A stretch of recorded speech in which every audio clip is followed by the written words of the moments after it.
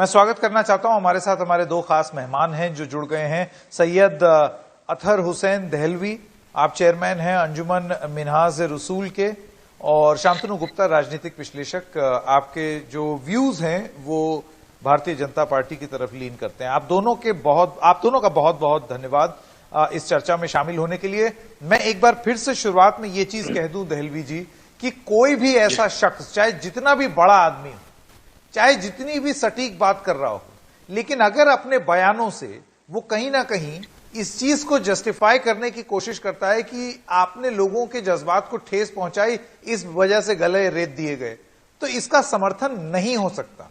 कोई समर्थन नहीं कर सकता और करना भी नहीं चाहिए। और अगर कोई समर्थन कर रहा है तो आपको नहीं लगता सबसे बड़ा दुश्मन वो अपना खुद है?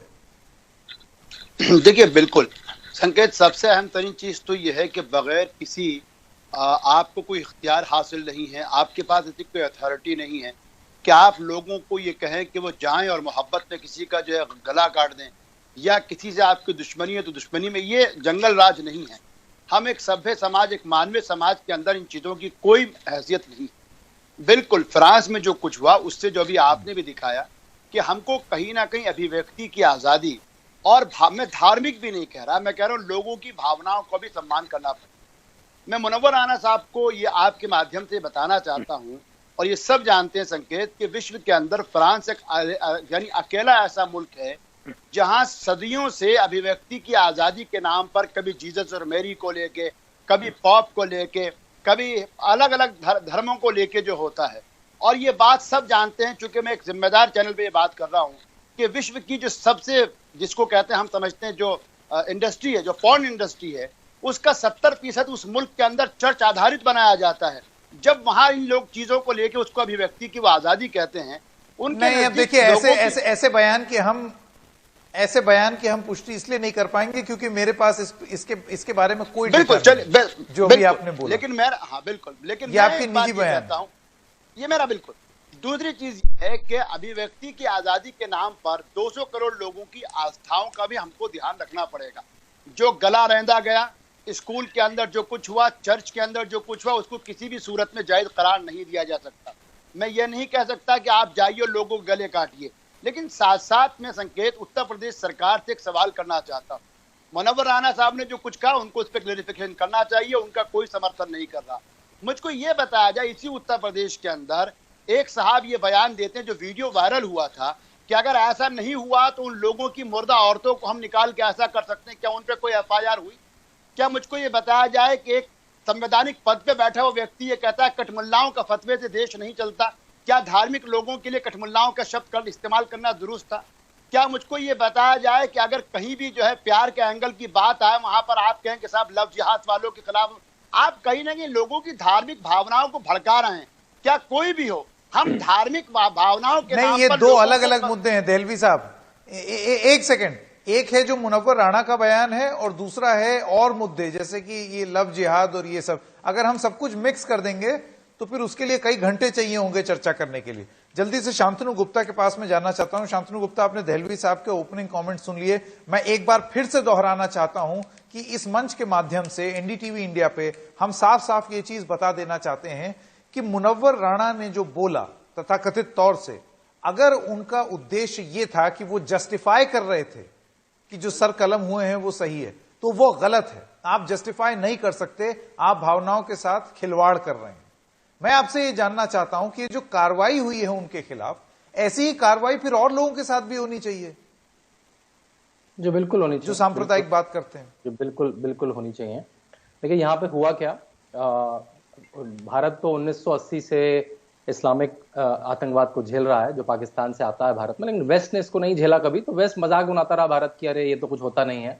जब 9/11 हुआ अमेरिका में, या ब्रिटेन में बॉम्बिंग हुई, या फ्रांस में चार्ली हेब्डो हुआ, और उसी कार्टून को जब यहाँ पे सैमुअल पैटी ने दिखाया, उसका गला रेत दिया गया। तो अब यूरोप भी अवेयर है कि इस्लामिक आतंकवाद है और उसने बोलना शुरू करा।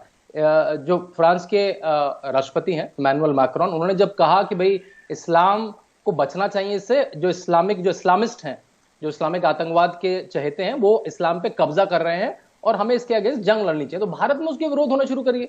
भारत में लोग टेरर के साथ खड़े होने शुरू हो गए। कांग्रेस के एक नेता लेके बड़ी रैली निकालने लगे भोपाल में। एनसीपी के नेता तो कहने लगे माजिद मेमन की इसके और कॉन्सिक्वेंसेस होने चाहिए। उन्होंने डिफेंड करने लगा कि एक्शन का रिएक्शन होना चाहिए।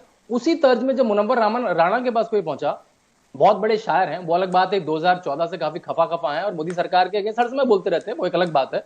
उन्होंने अपना अवार्ड भी वापस कर दिया था, अवार्ड वापसी गैंग के भी वो पार्ट थे। जब उन्होंने देखा कि भारत, लेकिन हाँ, भारत सरकार फ्रेंच प्रेसिडेंट के साथ खड़ी दिखी। यहां पे भी सरकारें बढ़ गई। अमेरिका सरकार ने सपोर्ट करा, जर्मनी सरकार ने सपोर्ट करा, ईयू ने सपोर्ट करा, सऊदी अरेबिया ने भी सपोर्ट करा, लेकिन पाकिस्तान टेरर के साथ खड़ा दिखाई दिया। पाकिस्तान ने इमैनुअल मैक्रोन का विरोध करा, भी आप टेरर का विरोध क्यों कर रहे हैं। मलेशिया ने विरोध करा, टर्की ने विरोध करा। यहां पे हमें दिखा कुछ लोग भारत में टेरर के साथ खड़े दिखाई दिए, कुछ लोग टेरर के अगेंस्ट दिखे। बहुत अच्छी बात है, भारत सरकार टेरर के अगेंस्ट दिखी, लेकिन मुनव्वर राणा जैसे शायर, अब ऐसे व्यक्ति को शायर कैसे कहूं मैं, जो कहता है कि हाँ भाई गला काट देने को जस्टिफाई कर दिया कि मेरी माँ का कोई कार्टून बनाएगा तो मैं भी गला काट दूंगा, और तो उसके अगेंस्ट तो एफआईआर होनी चाहिए। बिल्कुल ठीक हुआ है और अच्छा हुआ है कि योगी सरकार में हुआ है। नहीं, आप मुझे ये बताइए कि ये जो उनका ये कहना है कि मैंने इस तरीके से कतई नहीं बोला, उन्होंने अपने आप को डिफेंड भी किया है। अगर आप चाहें तो मैं आपको बता सकता हूं कि उन्होंने अपने डिफेंस में क्या बोला है। आप उस डिफेंस को किस तरीके से देखते हैं? उनका ये कहना है कि मैंने कुछ गलत नहीं कहा, कत्ल को सही नहीं कहा, पैगंबर का कार्टून बनाना गलत था, मैंने कहा कि जुनून में, पागलपन में लोग कत्ल करते हैं। नहीं, ऐसा उन्होंने, वो कहते हैं मुझे मिस इंटरप्रेट कर दिया गया। आपको लगता है कि ये इतना आसान है? नहीं, उन्होंने बिल्कुल साफ कहा। मैंने वो बाइट कई बार सुनी, मैं कई डिबेट कर चुका हूँ इस पर पिछले 2 दिन में। उन्होंने बिल्कुल साफ कहा, अगर कोई मेरी माँ का ऐसा कार्टून बनाएगा तो मैं भी ऐसा ही करूंगा। और क्वेश्चन ये था कि ये जो आप गला काटा गया सैमुअल पैटी का, जो 3 लोगों का नीस चर्च में, वो ठीक था क्या? उसके बिल्कुल उन्होंने जवाब, मैं ऐसा ही करूंगा, मतलब मैं भी गला काट दूंगा उस व्यक्ति का। और उन्होंने कहा कार्टून बनाना गलत है। देखिए, ब्लास्फेमी के लॉ है। ब्लास्फेमी मतलब धर्म के अगेंस्ट कोई अश्लील बात करना, कोई भद्दी बात करना, उसके लॉ है। फ्रांस के अलग। अब देखिए, इसको तो कोई सही नहीं ठहरा सकता। देहलवी साहब, इसमें अगर हम ये बोल दें कि भाई नाराजगी है, वो सरकार ये बताए, फलाना ये बताए, ढिमकाना ये बताए, लेकिन आप देखिए अभी मुनव्वर राणा जो कि हमेशा शांति का संदेश देते हैं, उनकी बहुत मशहूर और प्रसिद्ध शायर हैं, अगर वो इस तरीके की बात कर रहे हैं कि उसमें ये अलग अलग मायने निकाले जाते हैं, बहुत सारे लोग मानते हैं बहुत स्पष्ट रूप से बोला है जो नहीं बोलना चाहिए था। आप खुद कहते हैं नहीं बोलना चाहिए था। तो अगर वो इतने मुखर होकर के बोल रहे हैं, तो अब आप सोचिए कि कितने सारे और लोग दबे स्वर में इस जज्बात को बढ़ा रहे होंगे, और ये कितनी खतरनाक बात है। देखिए संकेत, 2 चीजें हैं। अगर आप मुझसे भी व्यक्तिगत रूप से पूछेंगे तो मैं बगैर किसी उसके में जो कहते हैं निफाक या जो है 2 रुखेपन की बात नहीं करूंगा। मैं एक ही बात कहूंगा, फ्रांस में जो कुछ हुआ, जो हत्याएं हुई, वो निर्मम थी, उनको बर्बर थी, उनको किसी सूरत में मैं जायज करार नहीं दे सकता। भारत सरकार की चूंकि सुशांतु इसके अंदर जो भारत का लिया है, विदेश नीति को भी लेके आया कि भारत खड़ा है। मैं यकीनी तौर से निर्मम हत्याओं का विरोध कर रहा हूं, लेकिन मैंने जुमे में भी, आज में, हर नमाज में उस हर विरोध के साथ हूं जो इम्यून वो हर कोई उससे इत्तेफाक रखता है देहलवी साहब जी। आपकी बात जो है उससे हर कोई, लेकिन ऐसे बयान दे देना, और खास तौर से प्रसिद्ध शायर जैसे मुनव्वर राणा, उनको इस तरीके के बयान दे देना जिसके कई मायने निकाले जाएं, और जैसे कि शांतनु कह रहे हैं कि लोग बहुत स्पष्ट तरीके से उन्होंने जो बोलना था वो उन्होंने बोल दिया, तो ये कोई अच्छी चीज नहीं है, अच्छी बात नहीं है। क्योंकि आप सोचिए कि आपके चाहने वालों में क्या संदेश जा रहा है। क्या आप एक तरीके से जस्टिफाई कर रहे हैं? क्या आप ये लोगों को बताने की कोशिश कर रहे हैं कि जो हुआ वो जायज था? ये गलत है और इसको गलत बोलना चाहिए। एक छोटे से ब्रेक के लिए रुक रहे हैं, अभी हाजिर होते हैं।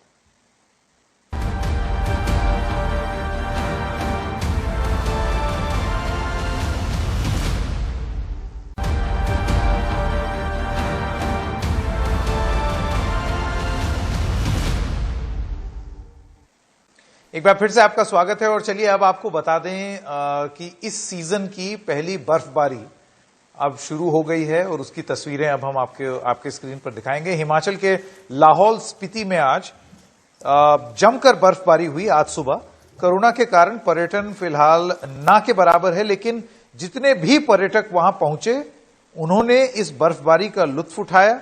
रास्तों पर बर्फ की इतनी मोटी परत जम गई कि गाड़ियों के चलने में भयंकर परेशानी है।